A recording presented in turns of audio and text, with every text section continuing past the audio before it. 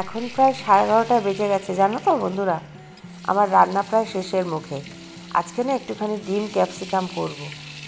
অনেক রকম করেই তো ডিম রান্না করা যায়, সর্ষে ডিমও করেছি, ডিম পোস্তও করেছি।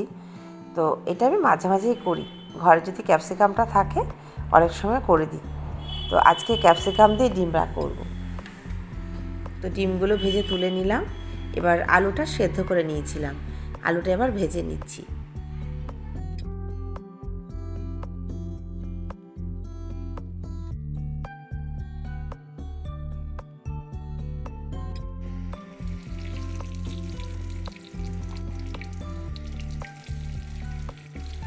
পেঁয়াজ, ক্যাপসিকাম আর টমেটো শুকনো লঙ্কা তেজপাতার সঙ্গে একটু ভেজে নিচ্ছি। হালকা ভাজবো, খুব বেশি ভাজবো না। আর আজকে পেঁয়াজটা না বাটিনি, চপ করে নিয়েছি একদম।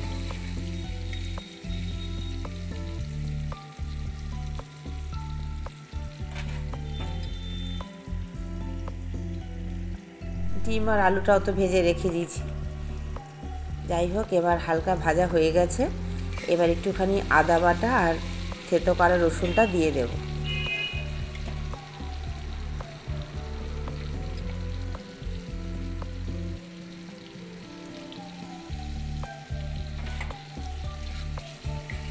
ভালো করে নেড়েচেড়ে নিয়ে এবার পেঁয়াজটাকে যে চপ করে রেখেছিলাম সেটা দিয়ে সব কিছু কষে নেব।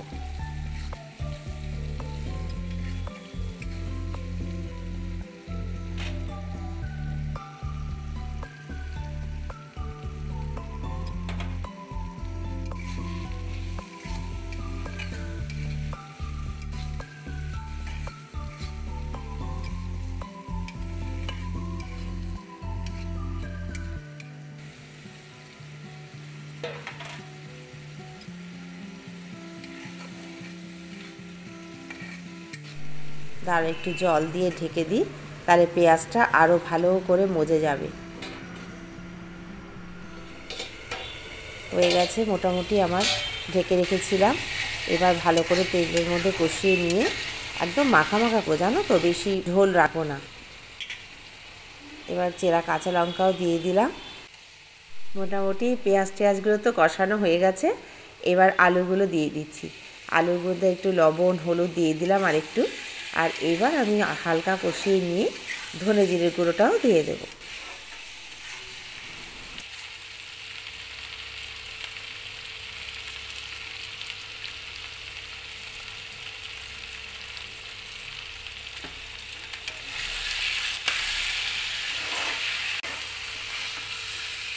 এবার আলু কষানোটা তো হয়ে গেছে, মশলার সাথে ডিমগুলোও দিয়ে দিলাম। তাহলে না খেতে আরও ভালো লাগবে, ডিমের মধ্যে সমস্ত মশলাগুলো ভালো করে ঢুকে যাবে। আর একটু মাখা মাখা করবো তো সেই জন্য একদম ডিম দিয়ে কষিয়ে নিচ্ছি, হালকা হাতে কষাবো যাতে ডিমগুলো ভেঙে না যায়। চলো, জল দিয়ে দিলাম, ফুটে উঠলে নামিয়ে নেব। দেখো, ক্যাপসিকাম দিয়ে আমার ডিমের ঝোল একদম রেডি। একটু গরম মশলা গুঁড়ো ছিটিয়ে দিলাম, তার মধ্যে একটু ধনেপাতাও দিয়ে দেবো। এটা অপশনাল, যার ভালো লাগে দেবে, যার ভালো লাগে না দেবে না। তো বিকেলে আজকে যাবো একটু নৈহাটিতে টুকটাক কেনাকাটা করতে। রান্না তো হয়ে গেল, বিকেলে আবার তোমাদের সঙ্গে কথা বলবো। এখন আমার সূর্যকে নিয়ে ফিরছি, জানো তো। তো এখন আমি নৈহাটিতে যাচ্ছি, ওর ব্যারাকপুরে পড়া, তো ট্রেন থেকে আমি আর ইচ্ছাপুরে নামিনি, ডাইরেক্ট নৈহাটি চলে যাচ্ছি। একটু শাড়ি কিনবো আর টুকটাক জিনিস ঘরের কিনবো আর কি, ঘোরাও হবে একটু কেনাও হবে। তো ট্রেনের মধ্যে বসে আছি, কত মানুষ, সব অফিস যাত্রীরা ফিরছে। আর বেশ বসে থাকতে ভালোই লাগে, কি সুন্দর লাগছে দেখো। আর 5টা টুনি দিয়ে এখনও সাজানো রয়েছে। আসলে অনেক জায়গায় জগদ্ধাত্রী পুজো হচ্ছে তো সেই জন্য এখনও টুনি দিয়ে অনেক বাড়ি টাড়িগুলো বা ফ্ল্যাটগুলো সাজানো রয়েছে।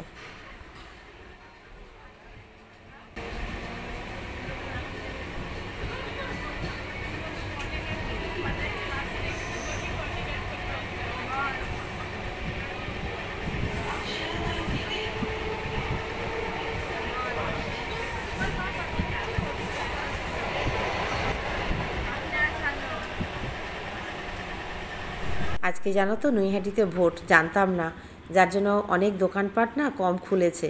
আর রাস্তাঘাটও বেশ ফাঁকা ফাঁকা। আর এই দেখো বড়মার মন্দির, তার উল্টো দিকে এই যে দোকানটা। চল একটু কড়াইগুলো দাম করে নিই, কত বলে দেখি। কড়াইগুলো কিরম দাম দাদা? এই ছোটটা? হুম,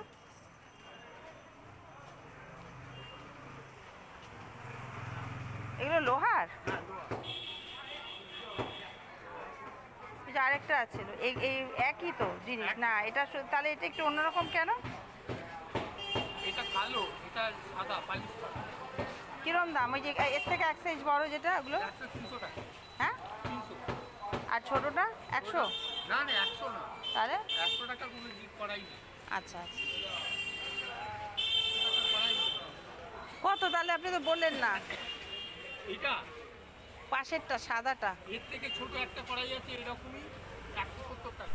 এই দেখো বড় মার মন্দিরটা এখন বন্ধ হয়ে গেছে। 8টার সময় বন্ধ হয়ে যায় জানো তো। আর সব সময় এই মন্দিরের ওখানে স্ক্রিনে এই ভিডিওগুলো চালিয়ে রাখা থাকে। তো মা তুমি ঘুমিয়ে থাকো, আবার আরেক দিন আসবো। আজকে তোমাকে দেখতে পেলাম না, দেরি হয়ে গেল অনেকটা। মেয়েটাকে পড়িয়ে নিয়ে আসলাম তো, আর টুকটাক কেনাকাটা করতে করতেই যাচ্ছি আর কি। দোকানপাট অনেক কম খুলেছে। মেয়ে বললো মা মোমো খাবো, কিন্তু সেই দোকানটা দেখি বন্ধ। যাই হোক, জানতাম না, আর দেরি করবও না, এবার বাড়ির দিকে যাব। আর এই দেখো বড় মার দরজাটা বন্ধ হয়ে রয়েছে, কি সুন্দর।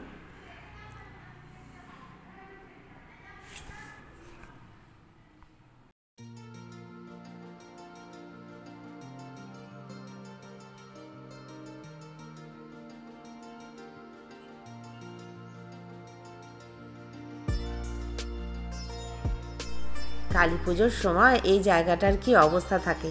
আর এই যে দেখো মায়ের পুজো হয়েছে, এখানে তো বড় মার মূর্তিটা বসানো হয়। কি মানে সব ফুলেছে, বাঁশ টাশগুলো, প্যান্ডেলগুলো। কীরকম খারাপ লাগছে না যে এর আগের দিন যখন এসছিলাম এখানে প্যান্ডেল দিয়ে ঘিরে মাকে তৈরি করা হচ্ছিল, মূর্তি করা হচ্ছিল, আর এখন সমস্ত কাঠামোগুলো পড়ে আছে। যাই হোক, তো এখন বাড়ির দিকে যাব।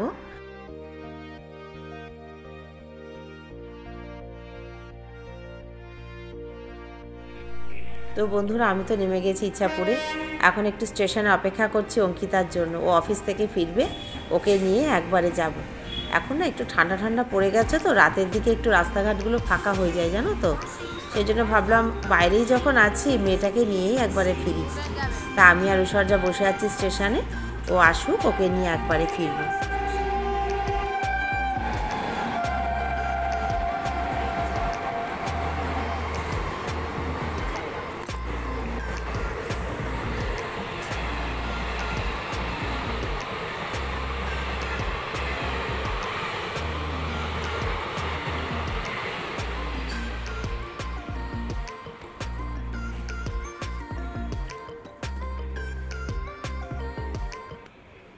তাও প্রায় কাছাকাছি চলে এসেছে জানো তো।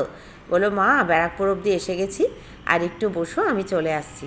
আর এই যে দেখো বসে বসে দেখছি সব উঠছে নামছে, ট্রেনগুলো কতটা ফাঁকা। আর সকালে যখন আমার মেয়েটা অফিসে যায়, পুরো লড়াই করতে করতে যায়। ব্যারাকপুর থেকে যদি যায় একটু সুবিধা হয়, ব্যারাকপুর লোকালটা ধরে, কিন্তু অনেক দিন আবার এই ইছাপুর হয়েও ফেরে। তাই ভাবছি যে এরা তো এখন কত আরামে উঠছে আর নামছে, আর আমার মেয়েটা যখন যায় দরজা থেকে ঠেলে ভেতরে ঢুকতে তার যে কত কষ্ট হয়। যাকে লড়াই করেই বড় হোক, তবেই তো মানুষ হবে, তাই না? সব পরিস্থিতির সঙ্গে নিজেকে মানিয়ে নিতে হবে। জীবনে কত লড়াই মানুষের আসে, সব কিছুর জন্য তৈরি থাকতে হয়, তাই না বলো বন্ধু? যাই হোক, তো আমার ভিডিওটা আমি এখানেই শেষ করব। তোমরা ভালো থেকো, সুস্থ থেকো, আনন্দে থেকো, আর এভাবেই আমার সঙ্গে থেকো। আজকের মতো রাখি বন্ধুরা, শুভরাত্রি।